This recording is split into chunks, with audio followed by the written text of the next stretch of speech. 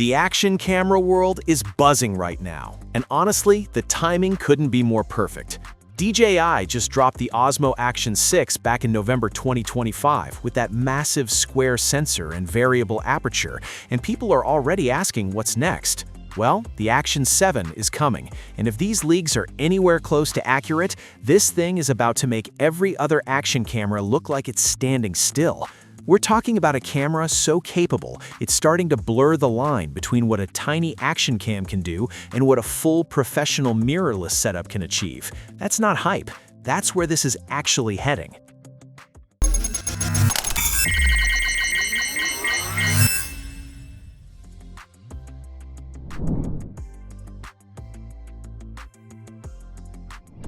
If you're planning to grab one, mark October 2026 on your calendar. DJI has always loved that September to November window to drop their flagship cameras right before the holiday season, and the Action 7 is expected to follow that exact playbook. Pricing is looking at around $349 for the standard version, which honestly feels reasonable given what's supposedly packed inside. The bundle with extra batteries and mounts will push closer to $500, but for most people, the base version is going to be more than enough to work with. Here's where it gets really interesting. The Action 7 is expected to keep the 1.1-inch square sensor from the Action 6, but completely rebuild the internals for faster data readout and smarter processing. That square format is a huge deal for creators because you can shoot once and decide later whether you want widescreen for YouTube or vertical for TikTok without losing any quality. On top of that, DJI is reportedly bringing in serious AI for a new Super Night mode that cleans up grainy footage in real time, and a smart framing feature that automatically tracks and centers your subject while you shoot. Basically, it's like having a tiny invisible cameraman living inside the device. Let's talk numbers, because these are genuinely wild. The Action 7 is rumored to support 8K video at 60 frames per second, which is a massive jump from where action cameras have been sitting. That resolution means you can zoom into your footage during editing, and it still looks like crisp HD. But the one that's going to get slow motion lovers absolutely fired up is the rumored 4K at 240 frames per second. That's the kind of spec that turns a splashing wave or a fast skateboard trick into something that looks like it belongs in a Hollywood production. Dynamic range is also expected to hit 15 stops, meaning the camera handles bright highlights and dark shadows at the same time without blowing either one out. DJI is also addressing the two things that drive action camera users crazy the most: storage and battery life.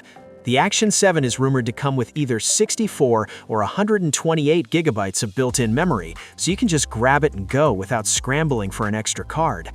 Battery life is expected to stretch to 4 or 5 hours in certain modes, thanks to a new high-efficiency cooling system, which is a serious upgrade for anyone shooting long days on the trail or at an event. The stabilization is also getting an upgrade with Rocksteady 4.0, which reportedly uses predictive logic to smooth out movement before it even registers, rather than just reacting after the shake already happened.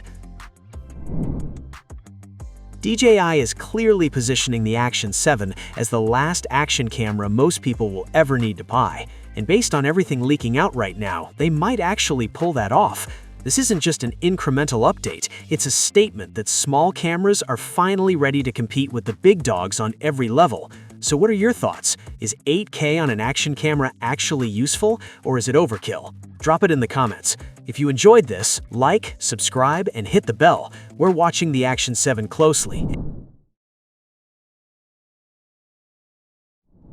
What if the device everyone thinks is the DJI Pocket 4 Pro is not DJI at all? That is the question shaking up the creator world right now. A recent post from Igor Bogdanov has reignited speculation, suggesting the mysterious pocket camera making the rounds could actually be an Insta360 device in disguise. The resemblance to DJI's Pocket lineup is close enough to fool almost anyone at a glance, but once you slow down and really look, things start to feel very different. Today, we are breaking down what these leaks really show, why Insta360 entering this space would be a huge deal, and whether this could change how pocket cameras evolve from here.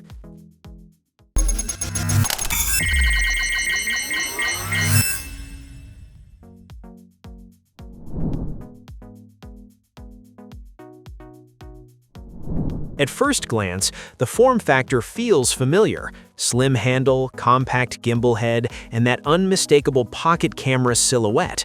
That is exactly why so many people immediately labeled it as the Pocket 4 Pro. But when the images are placed side by side, the differences start jumping out. The camera head is the biggest giveaway. One version appears flatter and wider, with a horizontal orientation that gives it a clean, bar-like look. The other looks taller and more upright, with a chunkier lens housing that protrudes forward. These are not minor cosmetic tweaks. They point to different internal layouts and different priorities in how the camera is meant to operate. Both devices feature dual lenses, but the way those lenses are arranged tells a deeper story. On one device, the lenses sit extremely close together, almost touching. That immediately suggests stereo capture, depth mapping, or even 3D-style data collection. On the other, the lenses are spaced farther apart, which usually signals a different optical goal entirely. This is not something that happens by accident or camera angle. Lens spacing is dictated by what the camera is designed to capture. That difference alone strongly suggests we are looking at two separate systems, not two versions of the same product. This is where the Insta360 rumors really complicate things in an interesting way. If Insta360 is truly working on a modular pocket camera, flexibility would be the core selling point. Swap sensors, swap capabilities, and tailor the camera to the shoot. In that context, a fixed dual camera head seems counterintuitive. Why lock two sensors together when modular design is about choice? But Insta360 has never been afraid to blur categories. It is entirely possible this dual-lens head serves a different role, maybe depth sensing or advanced computational tricks, while other modules handle traditional shooting. It sounds wild, but this is exactly the kind of experimentation Insta360 is known for. Now here is where we take a breath and stay grounded. These are early leaks, possibly very early prototypes. Companies build strange things behind closed doors. Some ideas are explored just to see if they work, not because they are destined for shelves. What we are seeing could be an idea playground, a concept that never becomes a product.